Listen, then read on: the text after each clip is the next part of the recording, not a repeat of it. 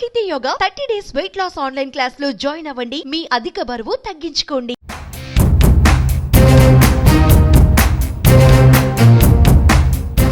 దాదాపు 3 దశాబ్దాల తర్వాత ఆంధ్రప్రదేశ్ రాజకీయాలలో కీలక పరిణామం చోటు చేసుకోబోతోంది. ఏపీ సీఎం నారా చంద్రబాబు నాయుడు, దగ్గుబాటి వెంకటేశ్వరరావు ఒకే వేదికను పంచుకోబోతున్నారు. ఈ నెల 6న విశాఖపట్నంలో జరగబోయే ఓ కార్యక్రమంలో వీరిద్దరూ పాల్గొననున్నారు. 1995లో చివరిసారి వీరు కలిసి ఒక వేదికపై కనిపించినప్పటి నుంచి రాజకీయ విభేదాల కారణంగా దగ్గుబాటి వెంకటేశ్వరరావు తెలుగుదేశం పార్టీకి దూరమయ్యారు. అప్పటి నుంచి వీరి మధ్య బహిరంగంగా ఎలాంటి సమావేశం జరగలేదు.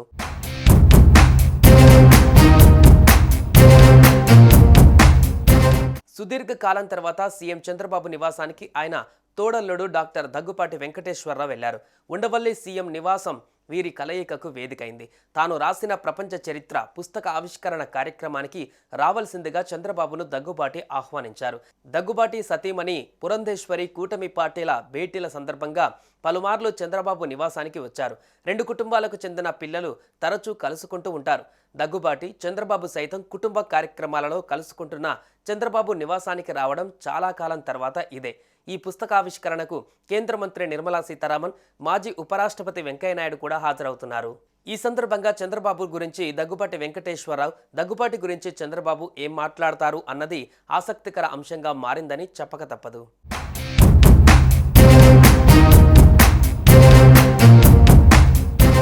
ఇద్దరు తోడల్లుళ్ళు చంద్రబాబు, దగ్గుబాటిలు మామ ఎన్టీఆర్ రామారావు స్థాపించిన టీడీపీ పార్టీలో ఆనాటి ప్రభుత్వంలో కీలక హోదాలలో పనిచేశారు. కాలక్రమేణా నందమూరి, నారా, దగ్గుబాటి కుటుంబాల మధ్య పరస్పరం అనుబంధాలు తిరిగి బలపడగా ఇన్నాళ్లకు తోడల్లుళ్ళు చంద్రబాబు, దగ్గుబాటిలు కలవడం రాజకీయంగా చర్చనీయాంశమైంది. ఇప్పుడు వీరిద్దరూ ఒకే వేదికపై కలుసుకోవడం రాజకీయంగా ఆసక్తికరమైన పరిణామంగా మారింది.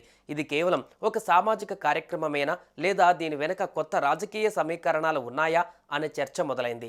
ప్రస్తుతం రాష్ట్ర రాజకీయ పరిణామాలను దృష్టిలో ఉంచుకున్న ఈ సమావేశం ప్రత్యేకమైన ప్రాధాన్యత సంతరించుకుంది. కాగా మార్చి 6న విశాఖపట్నంలోని గీతం యూనివర్సిటీ ఆడిటోరియంలో ఉదయం 10:30 ఈ పుస్తకాన్ని ఆవిష్కరించనున్నారు.